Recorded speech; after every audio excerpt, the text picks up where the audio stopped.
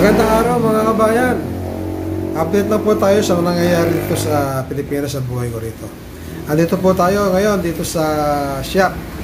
At magtatayo po tayo ng maliit na negosyo para maiba naman po. Shoutout po sa mga subscriber ko at sa mga viewers ko. Kumusta po kayo na?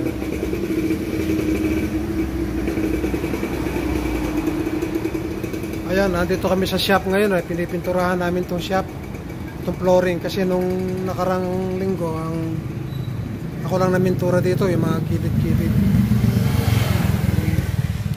Niras-ras ko lang. Pero ito maganda ng tingnan, malinis ng tingnan. Kasi pag pagkain yung titinda mo, talagang kailangan presentable yung shop mo. Kaya ayan, dapat kulay-kulay itong flooring na ito. Kaya lang, wala akong mabiling pinturang pula. Kaya ano na lang, gray na lang, floor paint.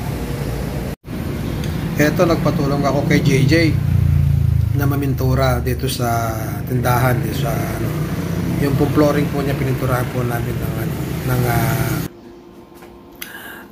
floor paint, rubberized po yan.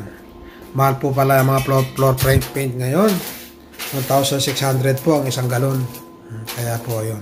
At dito naman po kami ngayon at inuumpisa na po namin gawin yung mga lamesa, yung mga estante na lalagay namin sa sa shop. Ito po ay nag-organize po tayo ng negosyo na lechonan manok at fried chicken ang ating magiging negosyo. Ito po, kami lang po lahat ang gumawa ng mga lamesa, ng mga patungan para po medyo makatipid po. Kaya maganda rin po yung kompleto tayo ng gamit at mayroon tayong nalalaman tungkol sa iron works. Ayan po, yan po yung mga starting aming ginawa. Ang kulang na lang po dyan ay yung dingding. Pakakabitan ko na lang po ng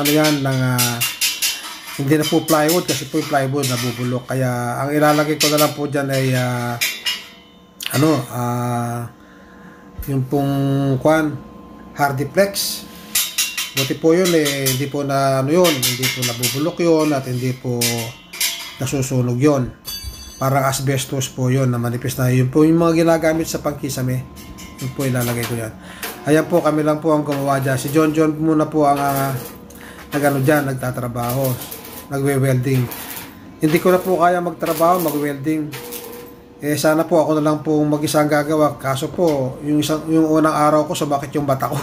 Kaya po, tinawag ko na si John, yung pamangkin ko. Welder po kasi yun. Yung ang nag-aalaga sa mga manok sa bukid. Kaya po, halos natapos na po namin yung malamesa. At ngayon naman po, kinausap ko na rin po yung apo ko, si JJ, sa harapan ng bahay. Nagpatulong din po ako na magkabit ng mga dingding niya. Yan po kinakabit niya, yung Hardiplex po yan. Maganda po yung 1/4 po yan, matigas yan. Ayan, nire-rebet lang po namin yan. Kaya mas maganda rin po bumili kayo ng mga gamit ninyo, sarili nyong gamit hanggat nandiyan kayo sa abroad. Kasi po ako namili ng mga gamit ko. Kaya na kumpleto ko rin po lahat yung mga gagamitin para sa gawain bakal. Kahit ano po, kumpleto po tayo. Meron po tayong hand drill, meron po tayong grinder, may welding machine po tayo. Marami po, mga iba-ibang mga klaseng gamit na binili ko nung nandyan pa ako sa abroad. Kaya po mas maganda magpundar kayo noon. Ayan na po yung aming nagawa. Nadingdingan na po ni JJ yung Hardiplex po, ang dingding yan. Yan po. Di po ba maganda rin? At parang binili mo sa bilihan. Yan po yung mga front counter po yan, mga yan. Na ikakabit namin doon sa tindahan. Ang po niyan, nasa ng taas po niyan ay tiles. Tiles po na 60 by 60. Ang nilagay ko dyan sa taas na yan, kaya matigas po yan, Kasi po, nung nagpa-tiles ako dito sa bahay, may sobra akong tiles, kaya naisip ko na gamitin na lang dyan. Sabi ko, mapapakinabangan din pala yung sobra na yan. Tinago ko. Ayan po. Di po ba? Maganda rin. Tiles po ang taas niyan. Talaga pong ito pong pagtatayo ko ng negosyo na to, talagang tinipid ko po ang budget. Kasi po laki na po nang nauubos ko sa pag-aayos pa lang po nung tindahan. Tapos yung mga gamit na yan, talagang gagastos ka rin po pala. Hindi rin po pala biro yung magtayo ka ng isang maliit na negosyo, may gastos din pala. Ayan po, ang dinidingdingan naman po namin, ang nire-rebate naman po namin ay yung rotisserie oven ko po, yung ginawa namin na pang-ihaw ng manok. Panluto ng manok. Ayan po. Ito, matatapos na natin. Yan pong rotisserie oven na yan, yan po ay katulad ng mga pinagluluto nilang manok sa Kuwait. Doon ko po sa Kuwait nakita yung idea na yan, kaya ito, in-apply ko dito at yan ang gagamitin kong pangluto ng manok. Pang lechon. Stainless lang pala, meron pa tayo dito. Ayan po, sila po ang taga-gawa ko na ngayon. Ayan, nire-rebate na po namin. Dinidindigan din po namin yan ng naman GI sheet naman, na yero. At saka malapit na pong matapos yan. Ayun, naka-stop lang.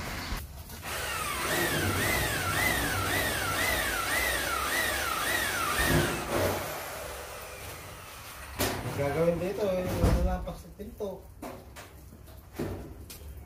Ito, welding rod na stainless. Pero, puta. Dalawa na lang. Ito na yun eh. Ano mo may welding ko eh.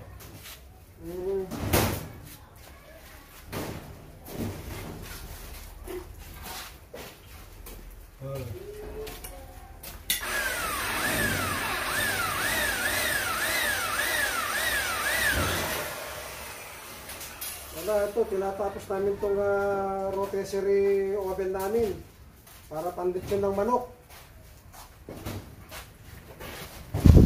Ayan po, lahat po ng gamit na gagamitin sa shop, lamesa, yung pong oven at yung mga iba pa ay ako na lang po ang gumawa.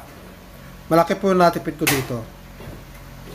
Kaya yung po mga gustong magnegosyo, magpagawa ng lamesa, o kaya gustong magnegosyo ng lechonan, andito po tayo para gumawa ng inyong mga gamit. Big discount po ang bibigay ko sa inyo. Yung rotisserie oven po na yan, ako na rin po ang gagawa dyan. At yung mga lamesa, mga stante nyo, package na po yan. Lahat po ng mga pwede po namin gawin yan. Kaya pwede po kayong mag-inquire sa akin para magawa natin yung mga gagamitin nyo na mas mura kaysa sa bibili kayo ng ready-made. Ayan po. Kaya po ito, mag-an po kayo, mag-inquire na po kayo sa akin.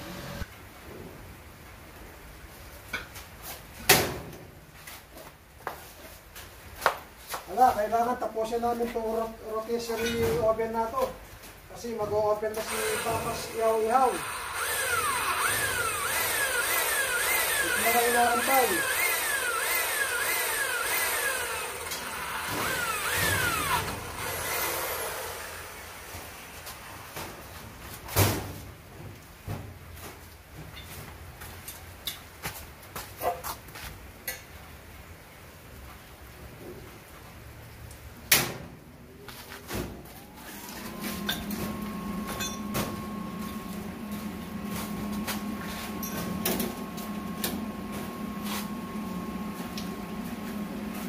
Kaya niraras namin ngayong araw, kailangan matapos ko yung araw natin to.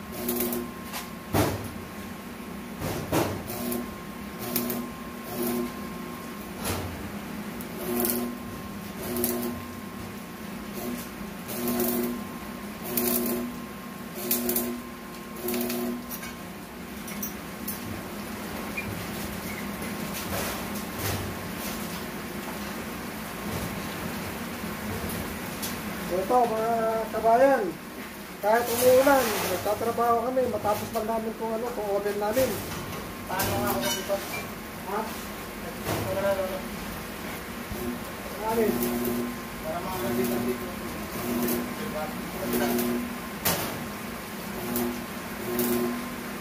Silipin ko na lang.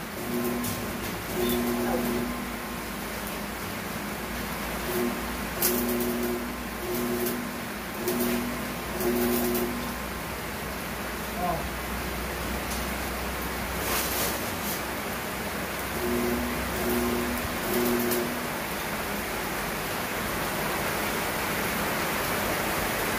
Ano po, dumadami na ng malakas na ulan.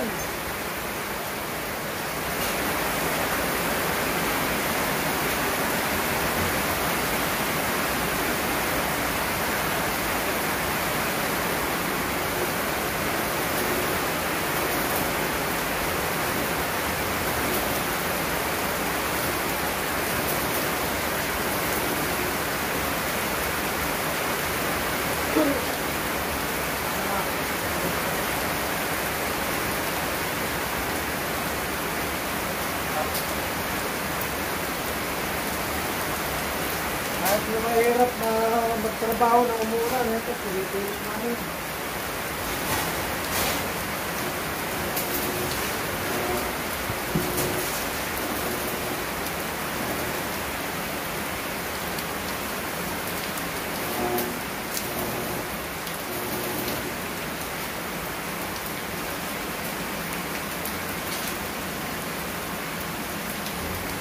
Ano, okay na?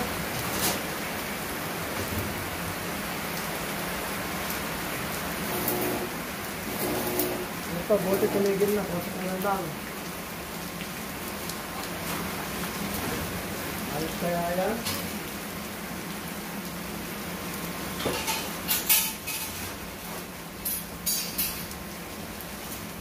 Ito na. Ito na ang bumabaha. Ito, nire-ready na ni John John yung ano. Yung pangtuhog, ito oh. Pangtuhog ng manok. Nire-ready na niya.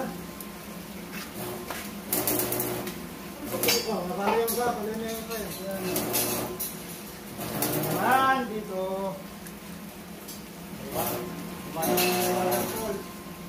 Pahala naman. Tanggalin mo na nga yung ano. Para mga waterpose mo. Tapos na ito. Mga asistensyahan yan.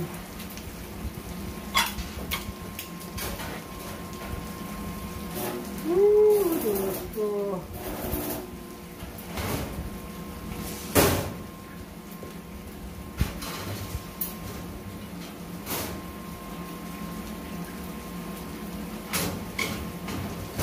Ayun mo lang matadaanan yan. Ano ba?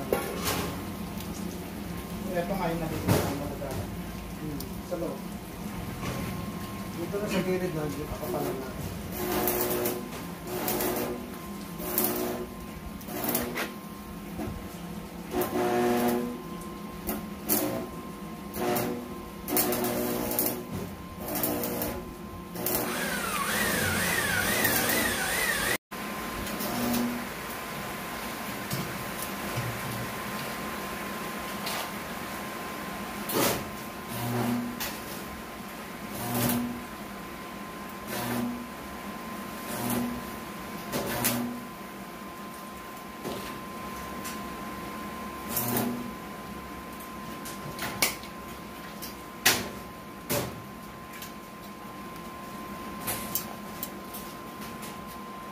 Ito, pinagtutulong-tulungan na namin gawin to.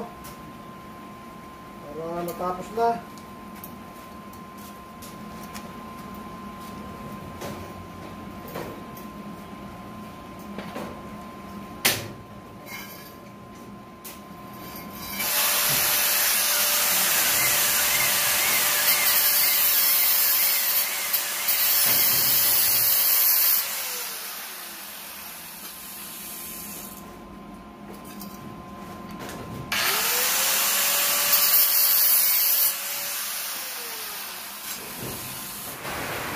Ayan na, malapit na matapos tong aming rotisserie sa oven. Pang lechon ng manok. Ito, tinatapos na ni JJ. Talagang ayaw na niya paabotin bukas. Gusto na niya makakain ng lechong manok. Oh, ayan. Ayan ang ano namin.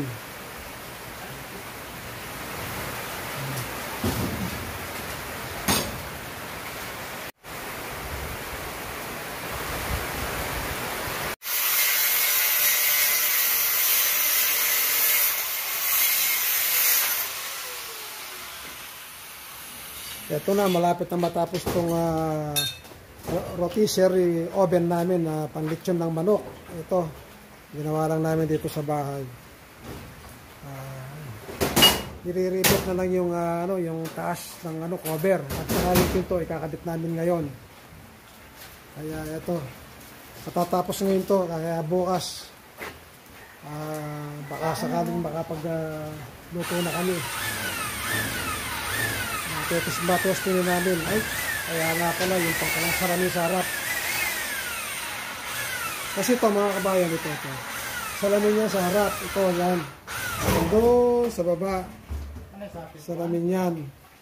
In-estimate ko na ngayong araw na to, kaya lang medyo mahal. Kaya maghahanap pa tayo ng iba. Ibang mag-estimate. Di ba lalo ang pabukas na kamo? Pag ganun na? Hindi. Pag ganito pa rin? Oo. So, yung pintuan, pag ganyan ang ano niya. Puporma nga muna namin para makita namin yung tatabasin doon. Meto mong anggal, pakisukad dyan mo rin.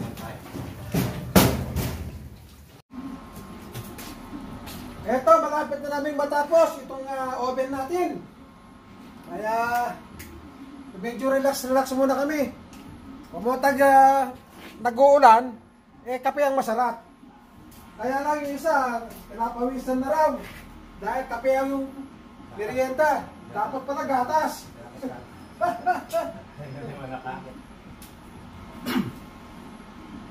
Ay, nako, masasyalan pa itong mga nagtatrabaho to. Nagre-request pa. Walang iya. Pero malapit namin matapos dito. Ngayong araw na to, matatapos na to. Antayin ko na lang yung maglalagay ng salamin sa harap para pwede nang gamitin. At siguro baka bukas na lang tayo pag ito na. Bukas ng baka. Tapos ka na, Rita? Ha? Tapos ka na? Magbubutas dito sa ano? Bubutas. Kaya ngayong araw na to, makikitapusan namin. Dalawang butas lang. Tatapusin namin itong oven ng lechong manok para wala na kaming trabaho.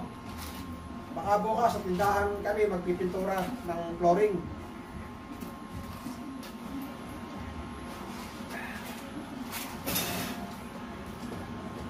Tsaka susukatin namin yung yung lalagyan ng billboard sa taas. Antayin ninyo ang pagbubukas. Yung bapas ihaw-ihaw. Yan may lagari, gagamitin. Nahulog. Malapit na po natin opening soon na po yun. Itong September po. Kaya natin. Kaya ito pinagkikitapusan natin itong ating oven.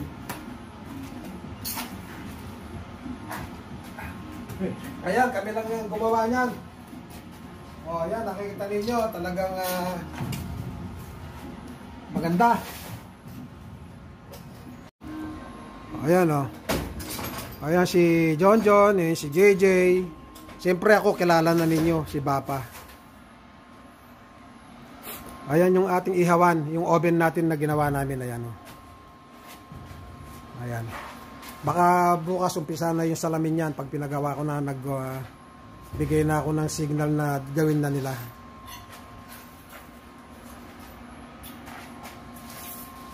Mamaya makikita ninyo yung kabuuan yan. Nilalagay namin yung yung mga tuhugan.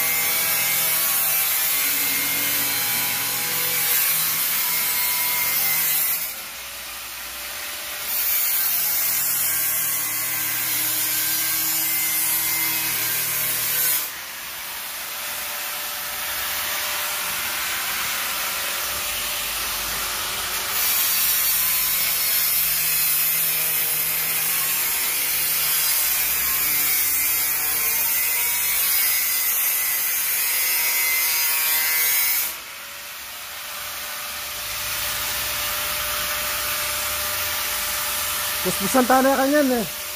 Busbusan tayo na kaya spot tayo eh. Bakit ba kita kumukhang tayo mo magkahay? Kumukhang niya bawasan pang kahay angular.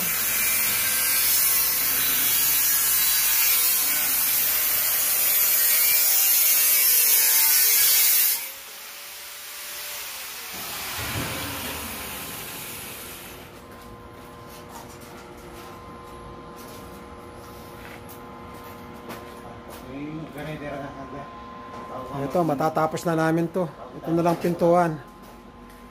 O, tapos yung salamin na nga lang. Kasi baka bukas gawin na ito yung salamin.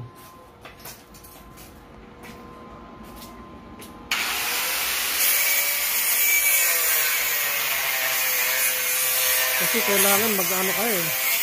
Mag-open na kami. Magsisimula na kaming uupa. Bukas.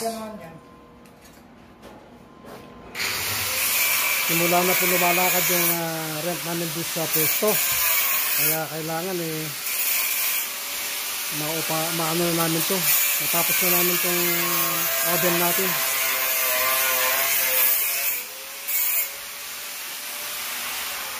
Hindi niya makapal? Hindi niya makapal na bala yan? Ayan yung ano natin rotisserie oven. Ito po ay nakapagluluto ka dito ng 20 manok. Kasi po, bali 4 na tuhog po ito sa tig-5. Ito po yung capacity nito. 20 heads na chicken po.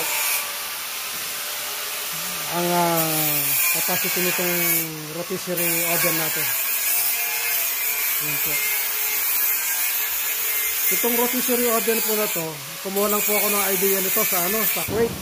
Nung nandun pa ako. Kasi nga, lagi akong bumibili ng manok at pinagpamasdan ko yung mga oven nilang ganito. Kaya, eto, talagang ginaya ko. Kaya nakakuha ko ng idea doon. Kaya kami na lang ang gumawa. Kasi po dito nagkakahalaga ng 65,000 yan, yung rotisserie oven na to. Kung kami naman po ang gagawa, hindi naman po aabot sa ganong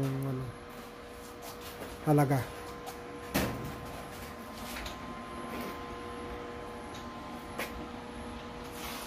Ayan po, si John at si JJ.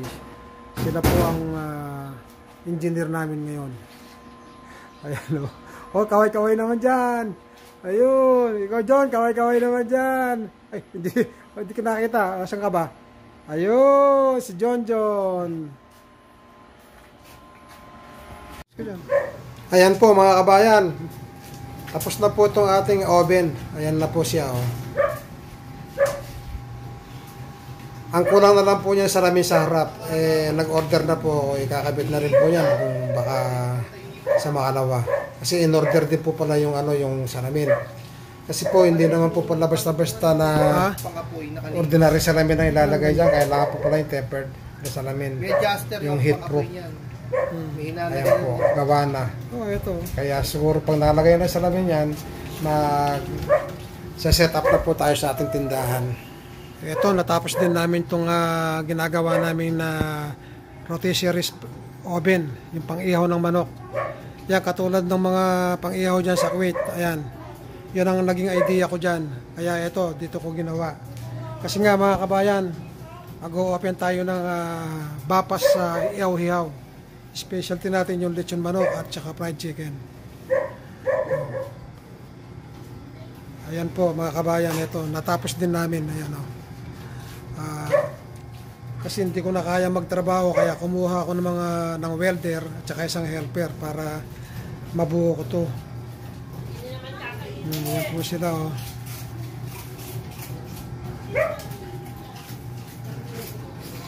Ayan yung natin, rotisserie oven natin.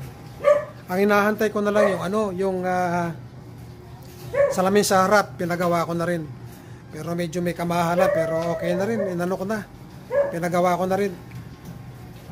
Para hindi magtagal, gusto ko na nga mag-open this week, kaya lang ang inahantay ko lang itong salamin nitong oven natin. Wala pa salamin yan.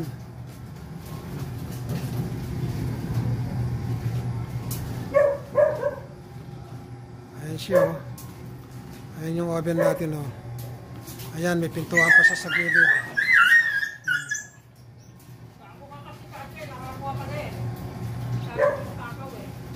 Ayan siya.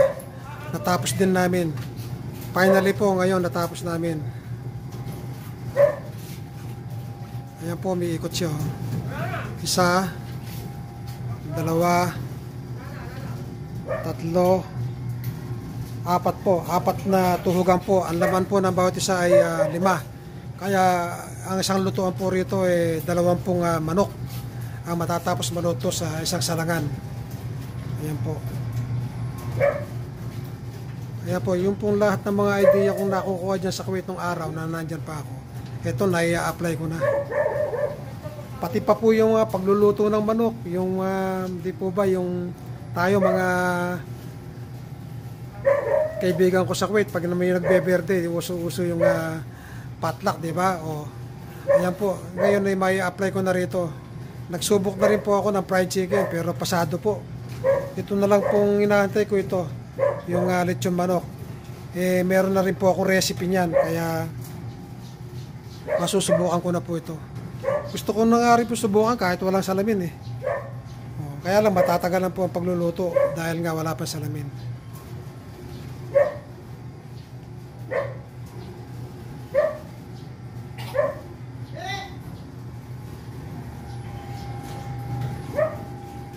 Ayan po, pati po yung mga gear po ng lutuan tinago ko. Yan, oh. Nakatago lahat. Meron din pong control sa sa gas. Ayan, oh. Lagyan ko po ng control yung tatlong nozzle niya, burner niya.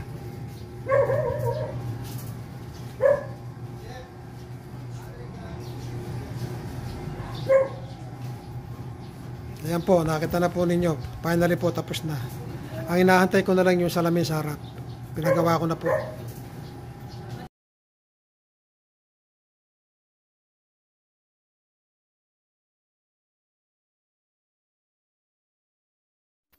Sa mga subscriber ko po, ingat po kayo and God bless po sa inyong lahat.